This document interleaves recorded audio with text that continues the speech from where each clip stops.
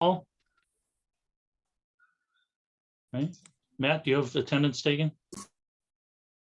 Hang on just a minute. I lost something here and trying to get it back. Your agenda got disappeared. Yeah.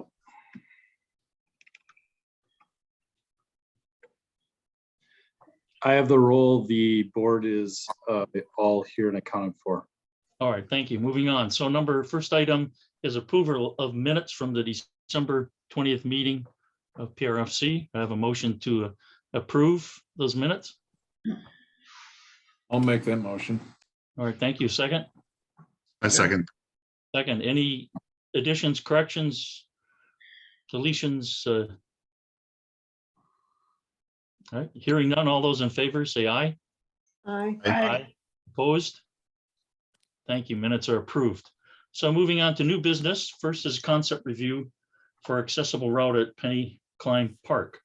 Matt, why don't you lead us through that? Yeah, just for a brief introduction on this, you'll remember last year our ADA project that we completed was the concourse renovations and stormwater improvements out at Firefighters Park, which brought the 4 baseball, softball fields into ADA compliance. Our goal this year is to look at Penny Klein, the soccer fields, to bring those into ADA compliance.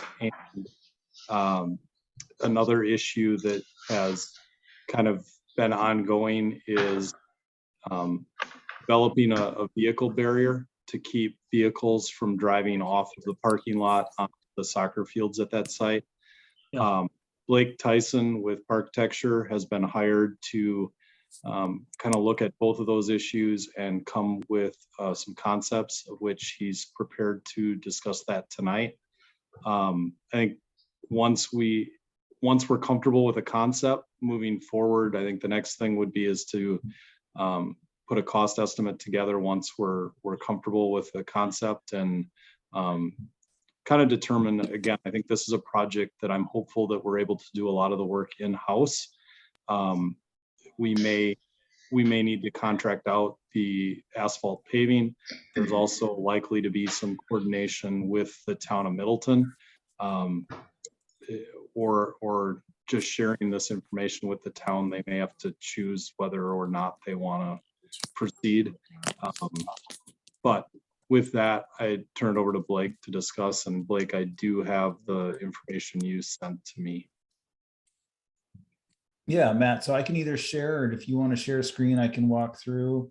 If it's easier, I'm happy to let you share.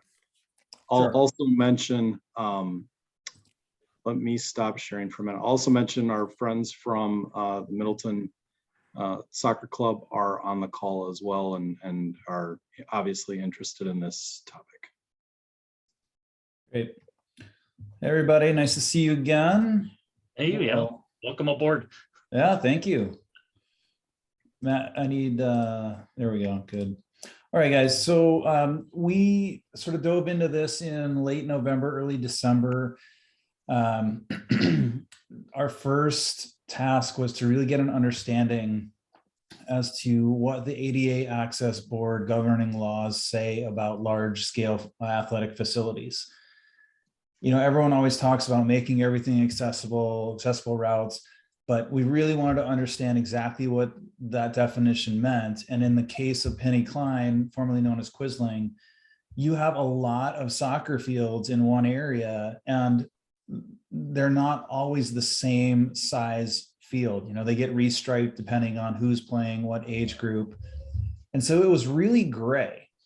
The access board, so we actually had a conversation with one of the specialists from the ADA Access Board in DC to ask these pointed questions and understand what the letter of the law really means.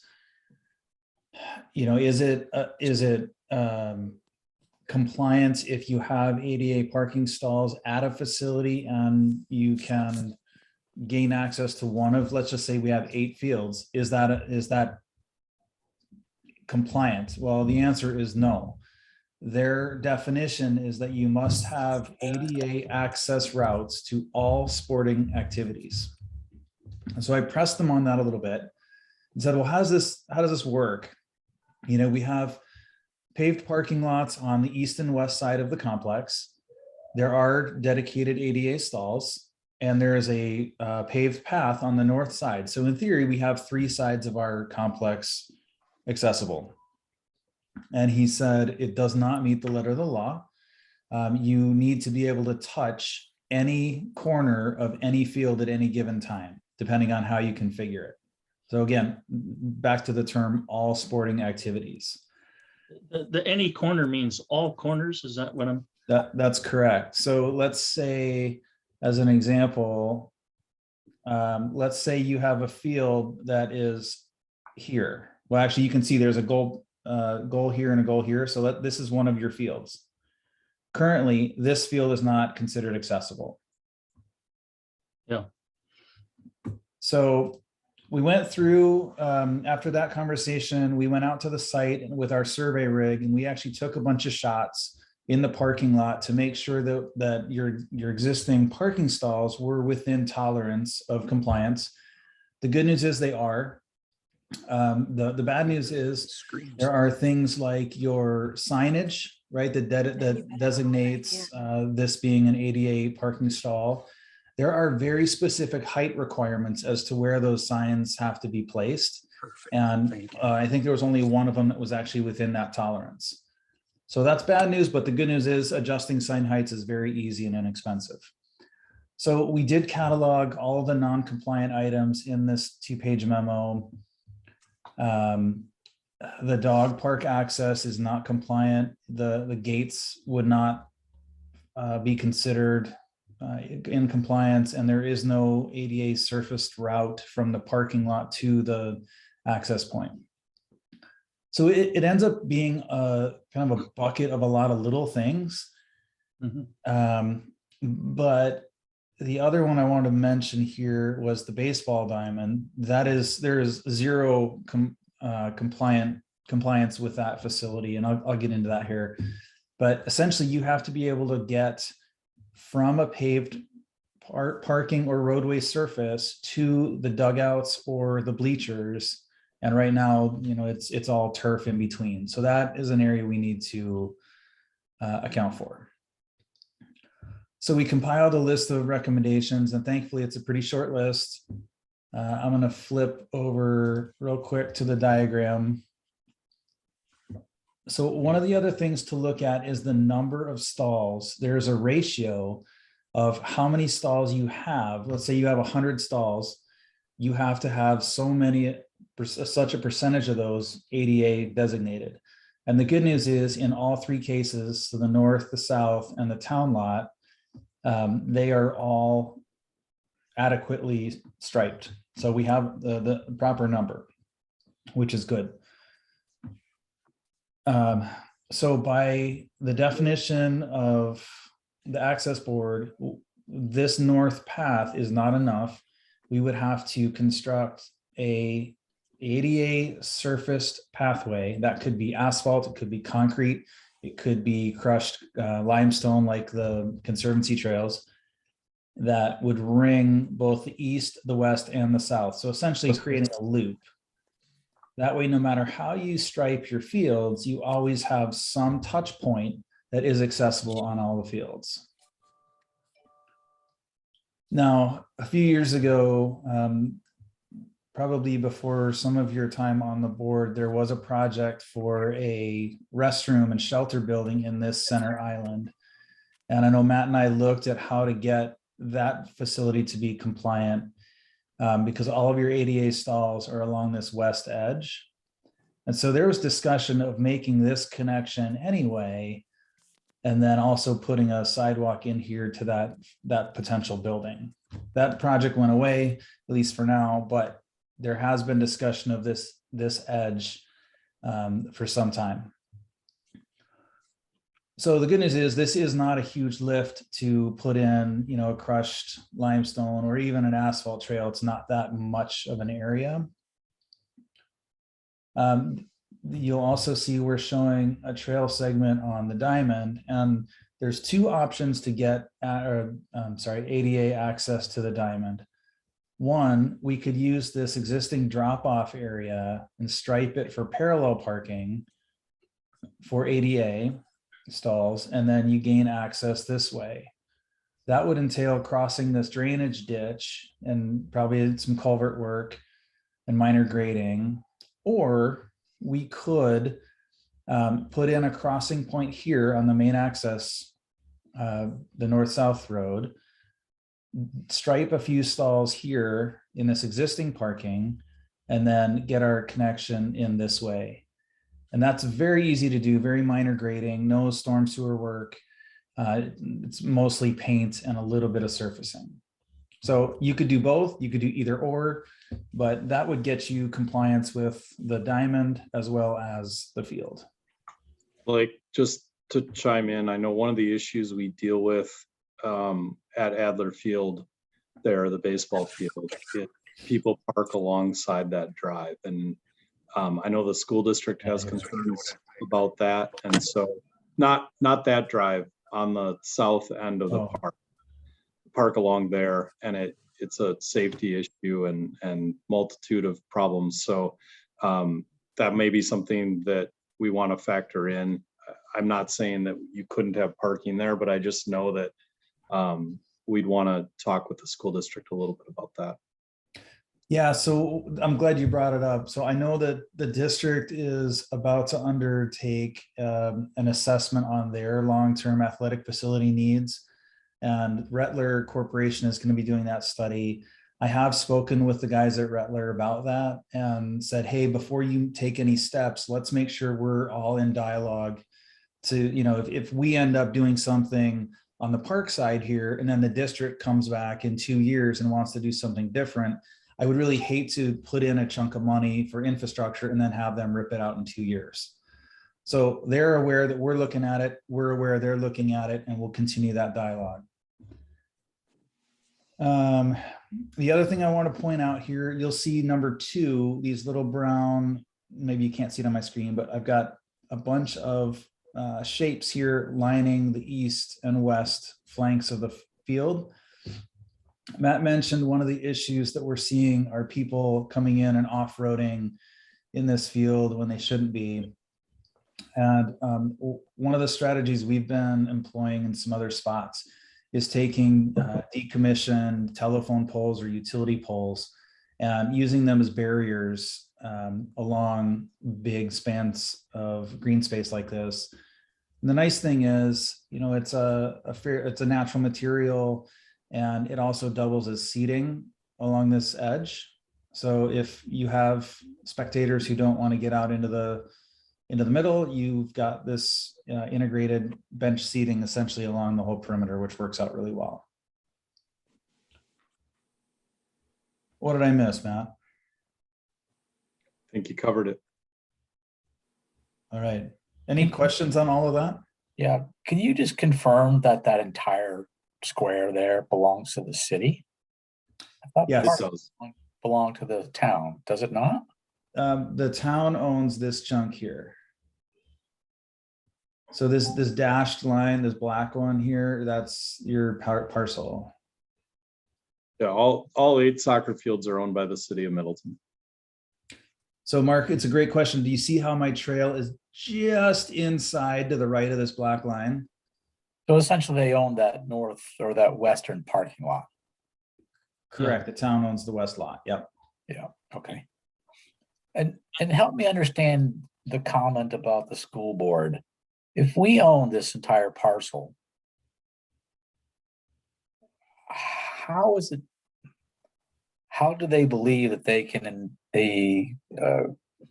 impose changes on it? I don't know if they want to impose it. I think they maybe opened a dialogue with Matt about opportunity to share.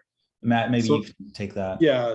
So Dr. Minogue has started a small group that so far has included myself, the high school athletic director, Jamie Sims, and the Cross Plains Park and Rec director, Mike Axon. And we've been meeting and kind of reviewed proposals, selected Rettler. There's some ongoing discussion there. There's going to be a larger community group involved ultimately, but it's just kind of in its infancy. And what we're talking about is not just looking at what the school district's needs are, but looking at what Middleton and Cross Plains needs are in terms of youth sport facilities, how the district and city and village of Cross Plains have all been intertwined in the delivery of these athletic facilities, both at the youth level and for the high school, and how we best move forward in meeting growing demand. Okay, that's good to know. I'm still sensitive to what Mark is saying, you know. Sure. School district has their budget, we have our budget, neither one is complete.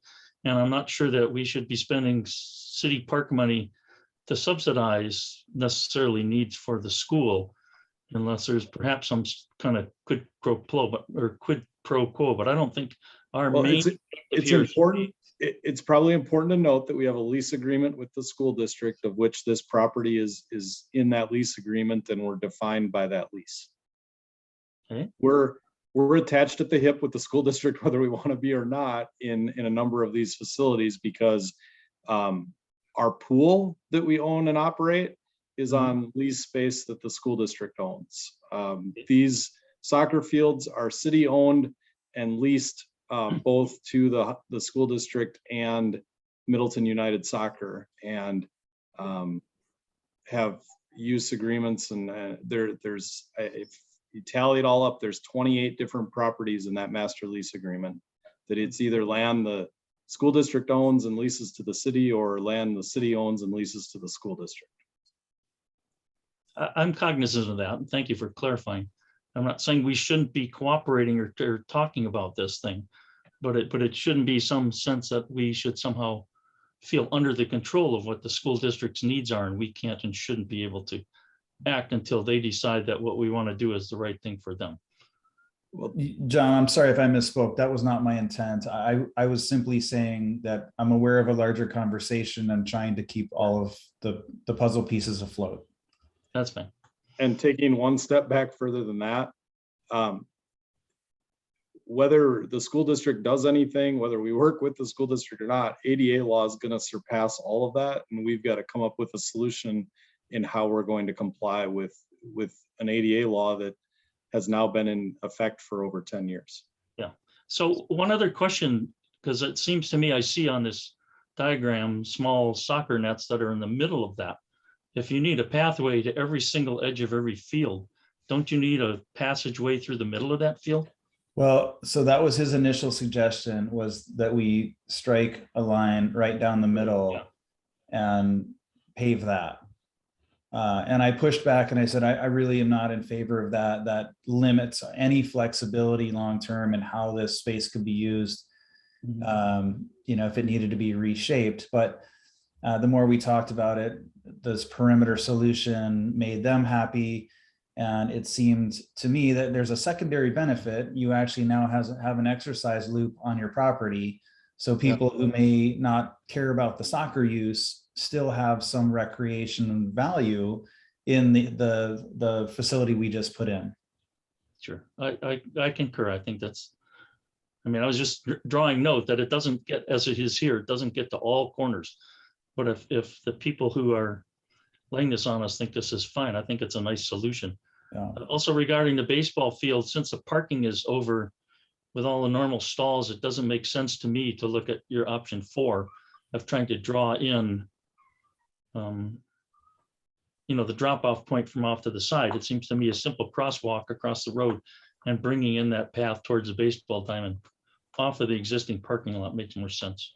Yeah, and I agree. I think that's my preferred option. The reason I showed this is that typically if we were to put in a drop-off for any type of facility, we would have some sort of hard surfaced route from the drop-off to wherever the destination is. So as a best practice, we might want to consider both.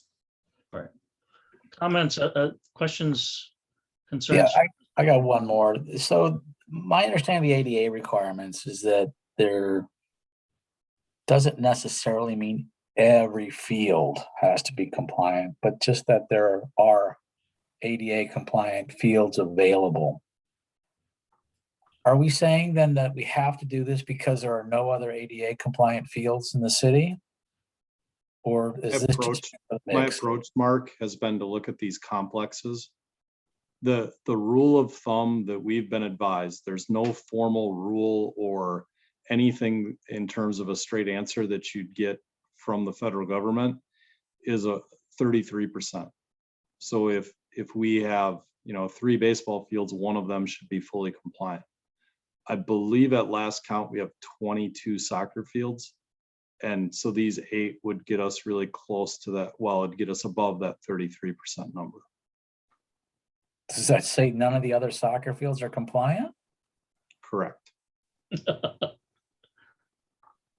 Okay, I find that amazing, but okay. all right. Other comments, questions?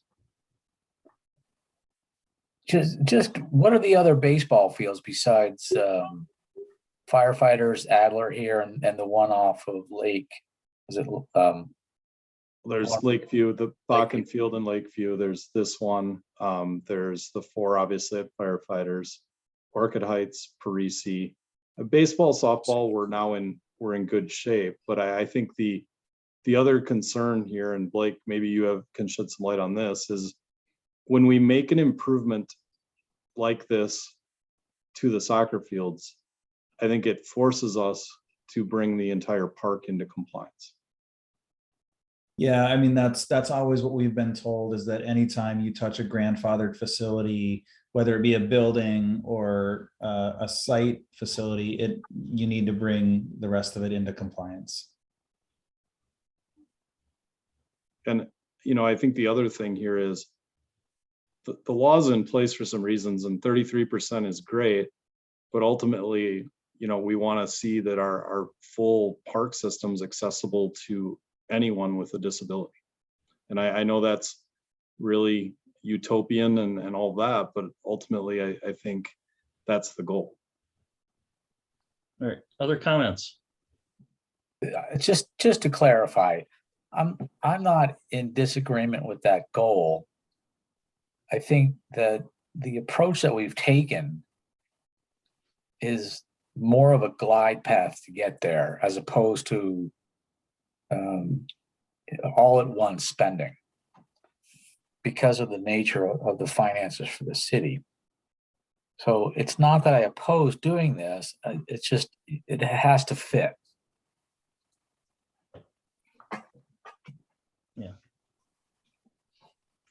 Well, I think, Mark, in response to what Matt said, we have virtually no other fields that are so equipped, like it or not. And so it seems to me that this at least brings us into a citywide compliance with it. Seems to be a fairly straightforward and simple solution to that part of the problem, at least on this part. But, yeah. Other thoughts, questions? All right, Matt, I don't know if you're getting a consensus out of this, but I'm not seeing anybody who's really think that the plan is not something to look forward or move forward on. I mean, this is a concept review, and you're looking for advice to get going. I think this plan personally looks pretty simple and straightforward, and it's worth at least pursuing it at the moment. So, Matt, do you have plans for the other soccer fields? No, we've not looked at anything along those lines. I'm assuming that you're going to do this one because your presumption is that doing this all at once is far cheaper than doing 7 or 8 of the other soccer fields. It's partly that, Mark, but it's also, and the reason that I was adamant about doing firefighters, if we're going to get an accommodation request, this is where it's going to come from. The sheer percentages and volume tell us that an accommodation request is going to come from this complex, as opposed to, Middleton Hills South Park. I'll say that, and we'll get an accommodation request at one of those parks. But I mean, it just looking at probability with the amount of use that this site gets, this is the site to bring into compliance. It just seems to me that I understand that your prioritization of this, But it seems to me that you're going to need at some point a plan to get them all in compliance, right? And as I said, we didn't want to do this stuff all at once, right? I think we've been at least trying to get a little bit done every year Correct. with the budget money. I'm just wondering, what's the plan then to get the remaining soccer fields into compliance? Haven't thought that far ahead, Mark. All right, but I think that's, Matt, that's good advice, at least as you look at this. Give another little swing over and stuff that you might not have thought to look at. Not saying a major study, but give it another gaggle. Mr. Geese. All right, any other comments, questions, concerns? All right, thank you. I hope that's what helps you. Let's move on to item number 2, which is an update related to strategic plan and the fall 2022 referendum. So Matt, I'll throw this to you also. It's been a while since you've got a PowerPoint presentation from Matt, so we're gonna try and do this and see how it works. Might break a good habit. So I kind of want to start this out of, I think if you're not aware, last Wednesday night, there was a committee of the whole meeting, had a lot of discussion regarding a possible referendum in 2022 that would look at city operations and potential of adding staff positions. We also, I think probably everyone's aware and has gotten emails or been contacted, hopefully, in regards to the strategic plan process that the city has started. And I think we're still in the infancy of that process, but there has been some work done. And, you know, these discussions kind of go hand in hand in terms of looking at the staffing needs of the city and putting a long-term vision on some of this as a strategic plan is going to do. And obviously an operating referendum is a big deal. So the referendum, and Mark, please correct if I get any of this wrong, but that the committee of the whole on Wednesday night recommended to the council to hold a referendum to increase the tax levy by approximately $500,000 and ask the voters for the increase in November of 2022. The council will have to take action on this. This will come back to the council. A majority of the discussion last Wednesday night what really focused on public safety and the need for more police officers. And I'm not here to debate that. I think their data points to the need they have for more officers. The committee of the whole recommendation also included asking the city administrator, finance director, human resource manager to make a recommendation to council on how to prioritize those new staff positions for the referendum. What's concerning to me and what I wanted to share with you, if anyone wants to view the YouTube, I'm not going to pull them up here, but they are available on the city's YouTube site. There were 2 comments from the mayor that were rather concerning to me, and I wanted to make sure that the commission was aware that they were stated. The first is that when it comes to our trails, you know, which is actually a public works function, it's divided into all various parts. So I would like that Public Works takes responsibility of some of those things. I know we don't need to discuss those details here. Actually, our department maintains the trails. There's been an ongoing discussion of who advocates for new trails and who advocates for trails being maintained. I've kind of championed the idea that bike, ped, and transit should be requesting those capital budget items annually and kind of sharing that load. But we have maintained the trail system. I'm not aware of any direction from anyone in the city that has changed that. And I know that the Public Works Director is adamantly opposed to taking over responsibility of trail maintenance. The last comment is, for example, is public, and then something that was undistinguishable Parks Department, which could be general contracted. I took the combination of these 2 comments as the mayor's trying to get rid of the Parks Maintenance Department. So to discuss contracting, standard argument. Matt, before you go on, I think you have to attribute that to the source. And we don't need to say anything more about that. I think the council is smart enough to understand that what he's advocating for, if he's indeed advocating for this stuff, won't ever fly. I can agree with that, Mark, but I am also greatly concerned, as I've shared with you, that come May of 2022, there's going to be a very different looking council and a new city administrator. And I feel like I need to advise the Parks Rec Forestry Commission of these items. And that if I feel that if you agree with them, then by all means, we need to have larger discussions. If you don't agree, I hope you're able to share that viewpoint with the mayor. And I want to kind of share some of my response to it. So there's a standard discussion of always, well, why don't you contract mowing services? And I currently state, no, none of our peer communities do that. I view it as similar to a school district that sells its buses. Once you sell the mowers, you're probably never going back to mowing it yourself, and you become dependent on the market. We maintain our parks, and I think all of you understand and appreciate that we maintain them at a higher level than we're likely ever to get a contractor to do. And our staff is flexible and able to meet demands of sport groups, special events, and our residents. There's also a belief from the mayor that we don't do anything in the winter. And I'm just sharing a simple list here of some of the things that we do over the winter. I'm also probably not going to be a popular guy with the crew, but I'm asking them to track what we're doing on a weekly basis. And you'll start to see a monthly report of the type of park maintenance activities that we are completing.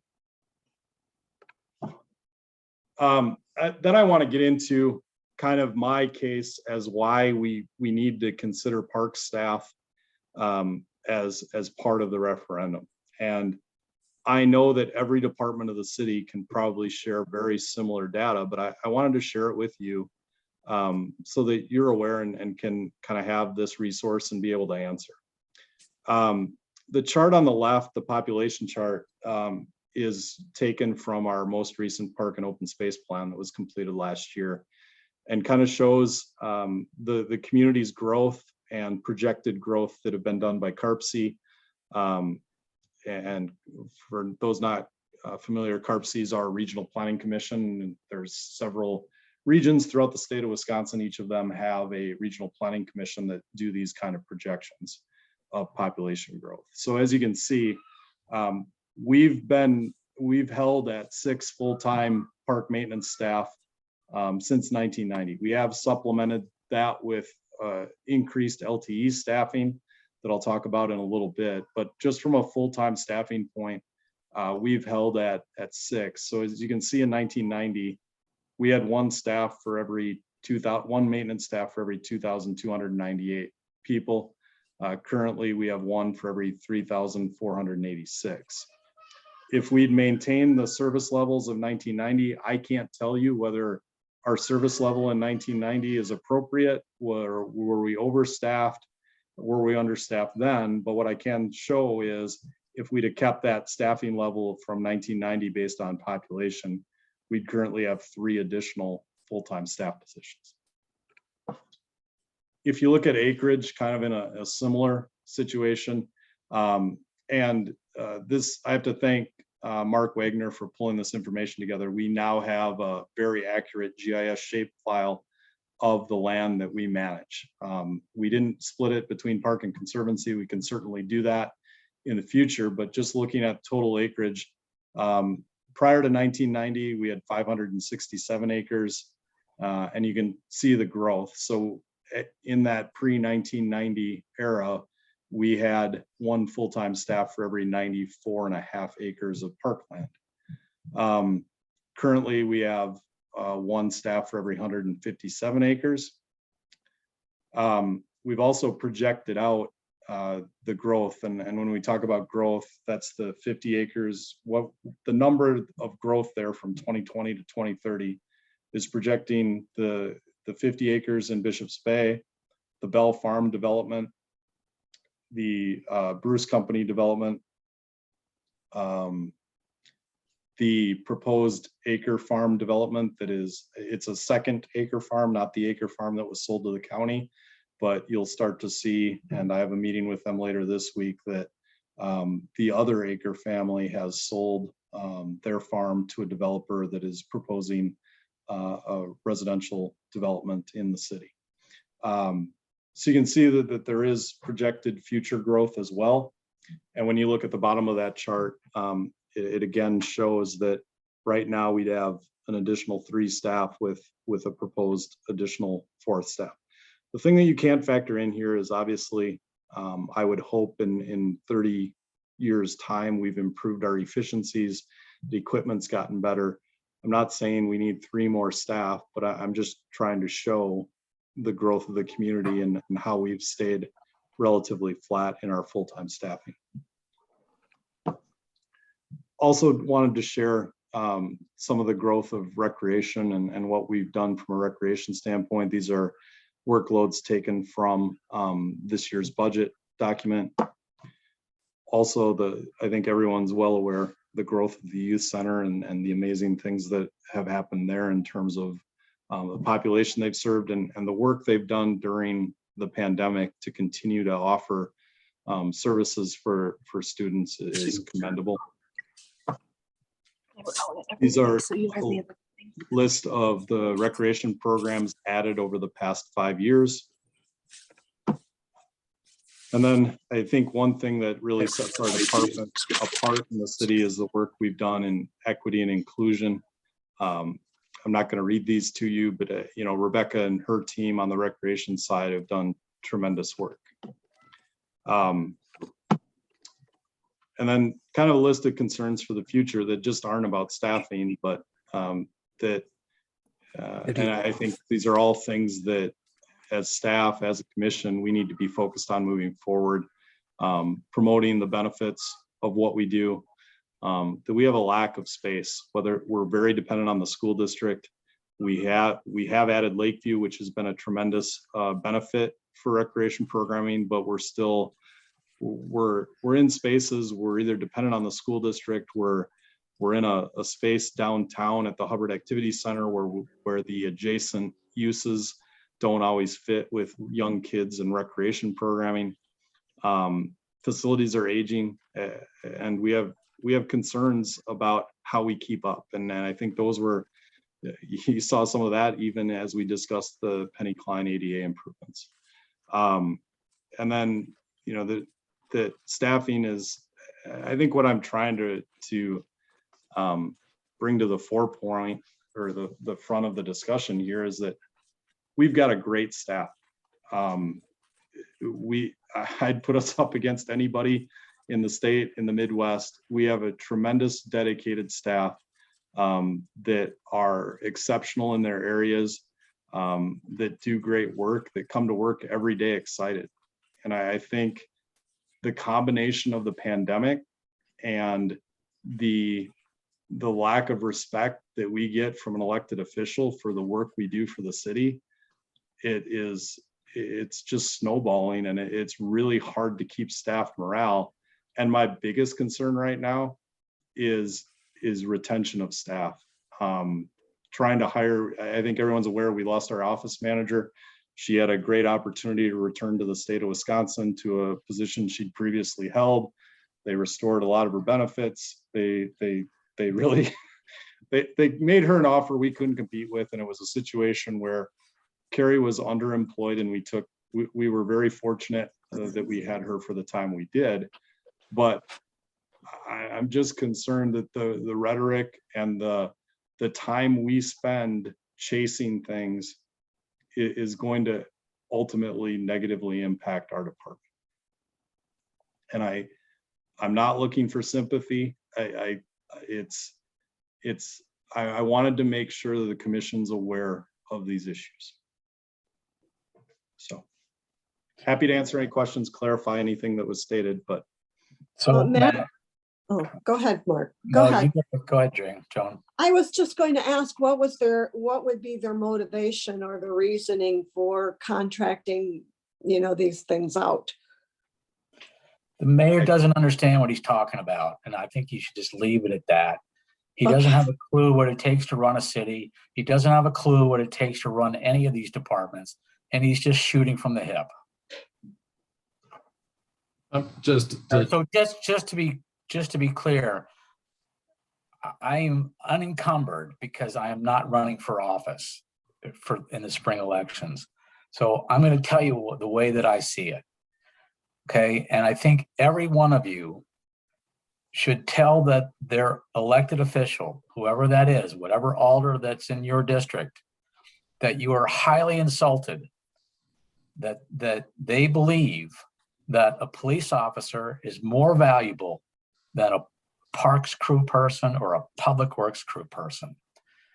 Some of your elected representatives have been susceptible, I believe, to the biases of certain department heads.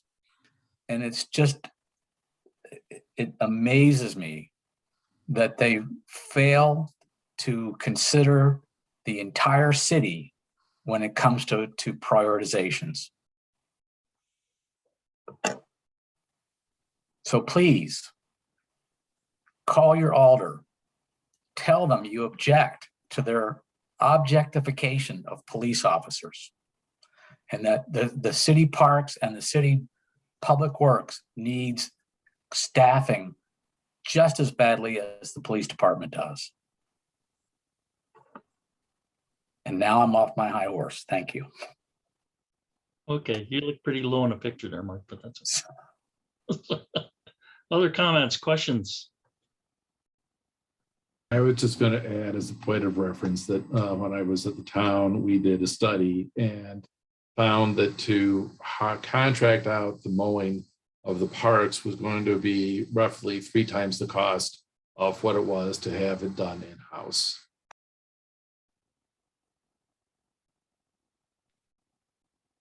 And I think you'd find similar results if you looked at other areas of service. Generally speaking, you gain a hell of a bang for your buck when you're going through municipal staff.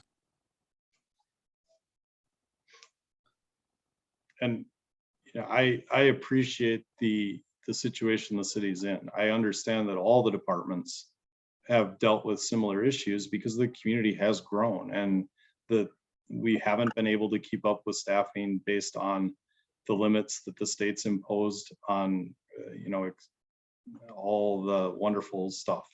I can't speak to it as well as people like Mike Davis and Bill Burns, but I do understand it. I see that Middleton had a historically low tax rate, mill rate compared to neighboring communities, and because of that got hamstrung even more when compared to peer communities. If you know, I think our mill rate is, correct me if I'm wrong, Mark, I think $5.65 per 1,000 of assessed value. And I think Sun Prairie is approaching like 9. Fitchburg's at 8 something. So for every $1,000 of assessed value, we get $3 less than some of our peer communities. There's no way we can keep up. And I think that if you look at Middleton, when you compare the peer communities, in a lot of areas we're above or better. And it really speaks to the staff we have across the board. But I get there's only limited amount of money, even going for referendum and asking what you're asking for, there's limitations in place and not everybody's going to get what they want. I'd strongly argue we need a communications person for the city because I see other communities that have that and how effectively they're able to engage with their citizens and that it's consistent messaging. And I could argue that that's just as important as anything else. And there's going to be more wants than what's able to be funded. I'm just trying to make sure that our commission, that you're talking to people, that when this referendum comes about, that it's important to help share the word and share some of the concerns that we have. And I can't tell you that parks is a greater need than public works or police or a communications person. All I can do is share the data. And it ultimately comes down, we've tried to band-aid the issue by hiring additional LTE staff. And the challenge we have right now is, I don't know that we can fill our LTE positions. We haven't been able to fill all of our wants the last 2 years from an LTE standpoint. And I think everyone understands some of those issues. And I don't think it's related to rate of pay. I honestly don't. I don't think the amount of high school, college age students that we've historically hired, I think there's a lot less of them looking for a job than there were 10 or 15 years ago, or even 5 years ago. And maybe that's cyclical, and it probably is, and it changes. But that's been our core base of who we've hired for those LTE parks positions. And, I've often joked that I'm going to hang out at Quick Trip and talk to guys that are people that I think are retired and see if they want to come and, cut grass in the parks or do some of that work, take care of ball diamonds. But I don't know if I'll have any more success than we currently have in trying to advertise the positions the way we do. So. Yeah, it's a Quick Trip up on Century and Park Street if you're. I've seen you there a couple times, John. Yeah, I know. Well, thanks for those comments. And I have to, Maybe he's familiar with the people hanging out there. I know, but I don't mow grass. So that's anyways, I think, I concur with Mark. We're all here on this commission because we believe in parks, and it has to be vocal. I've been concerned for maybe 2 years of a sort of what I think is a slippery slope. I saw this at the university, of this kind of attitude of we can do better with less because everybody jumps in and takes care of the problem instead of saying we just can't do this problem. We're going to have to let it fall apart, and maybe people will start to listen a little bit. And I know from my own experiences, you get people who start doing 2 jobs and it works and it fixes it, but then that person quits. There's no way you can hire someone in new to do those 2 jobs. So ultimately, it's like a house of cards and it falls down. So I've seen your numbers for years that the staffing has gone nowhere, and I've seen you do heroics and do wonderful things. I applaud you for what you've pulled off, but I think we all need to advocate that we need to push on this thing. I believe in the parks, and we're underfunded, and we need to go further. Thanks for that, Matt. Yeah, Rebecca. I was going to say thanks for that, John, because I think that especially with COVID, we're becoming a little less and less resilient with the ability to be able to do more with less. And I think that we're really seeing that burnout coming in our full-time staff. Yeah. And, Matt is very fiscally responsible. So is Greg, that works for me. Sometimes I have to remind him to spend his money. But, I think that we're just kind of at the point that we need some additional support if we want to keep what we have, and we want to keep it because I think there's a lot of pride in what we have. So thank you for that. I believe it. So other comments, questions? I wonder if we could have a copy of your lists, statistics. Absolutely. I'm happy to, I'll put the presentation into a PDF and send that out tomorrow. Yeah, because it went Okay, very thanks. fast. I would like that. And also, I think you jokingly talked about hiring retired people, but in all seriousness, I think that might be a good consideration. We have 2 that currently do work for us that are retired, and that's, to me, and that's our ideal demographic because they want to work April through October, and our college age staff, we're not seeing them until late May, early June, and then they leave the end of August, and we really need them when the grass is growing. So it really starts, we're chasing in April to keep up until our summer help comes. And so we do have 2 individuals that are able to come in and help supplement that, in April, and it'd be great to identify more. So if you know someone or, can help us spread that word, I think I've always joked that when I retire, I'm going to go cut grass at a golf course. And then, you do that early in the morning, then you go golf your round of 18 and you got a day ahead of you still. So I've done that job. It's wonderful. So we have quite a few on the recreation side of the house too. However, our challenge is becoming that they are aging out, even with being retired. A lot of our officials are in their mid 70s. So we are starting to get to the point where they're like, nah, we're tired. We don't want to do this anymore. So Now, the other side of this is, of course, the COVID. I'm driving school buses. I was going to travel the world, but I'm not traveling with COVID. And all of a sudden I'm sitting around for 2 years saying, what do I do? Twiddle my thumbs. And when COVID gets better, I'll probably quit the school bus and go back to traveling the world, but you might have a window here anyway. All right, other comments or questions? All right, hearing none, Matt, thank you. If you could give us a copy of that. That Absolutely. concludes the agenda. Any other information? All right, hearing none, I would entertain a motion to adjourn. I So move we moved. adjourn. Oh, thank you. We got 2 seconds and 2 firsts. So all those in favor of the motion signify aye. Aye. Aye. Thank you all. We'll see you in 2 weeks, 3 weeks, whatever, however that comes out. Thank you.